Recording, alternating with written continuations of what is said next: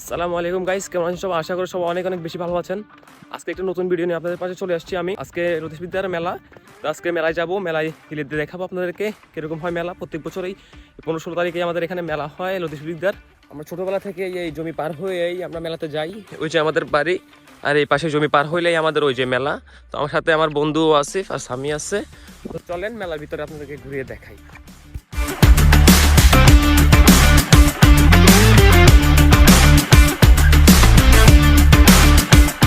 কিছুক্ষণ হাঁটার পরেই আমরা মেলায় পৌঁছে গেছি। সকাল টাইম হওয়াতে মেলাতে এখনো এতটা মানুষ আসা শুরু হয় নাই, আর ধীরে ধীরে দোকানিরা দোকান বসাইতেছে।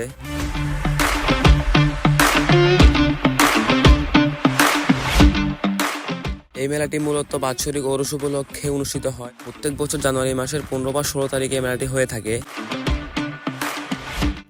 আর এই দিনে এই দরবারে বাংলাদেশের বিভিন্ন স্থান থেকে মানুষ এসে তাদের মনের ইচ্ছা পূরণের জন্য মানত করেন। তারা এখানে বড় বড় গরু, ছাগল, মহিষ এবং টাকা পয়সা দান করে মানত করেন। আর আপনারা দেখতে পাচ্ছেন এখানে অনেক বড় বড় মহিষ আছে, এবং প্রত্যেক বছরই এই দরবারে অনেক বড় বড় মহিষ এবং গরু আসে। দানকৃত গরু মহিষ থেকে কিছু সংখ্যক গরু মহিষ জবাই করে দূর দূরান্ত থেকে আসা মানুষের জন্য খাবারের প্রস্তুত করা হয়। আর এই দিনে তারা তাদের দরবারকে অনেক সুন্দরভাবে সাজিয়ে তোলেন। যাই হোক, আমরা তাদের ওরসকে সাইডে রেখে আমরা মেলাতে ফোকাস করি।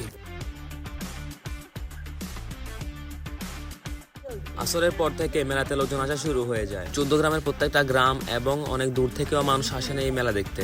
মেলাতে বাচ্চাদের খেলনার যাবতীয় জিনিসপত্র থেকে শুরু করে বিভিন্ন পদের খাবারের দোকান বসে থাকে। এই মেলাতে কম বেশি সকল প্রকারের জিনিসপত্র পাওয়া যায়, যার কারণে সকল বয়সের মানুষের দৃষ্টি আকর্ষণ করে এই মেলা।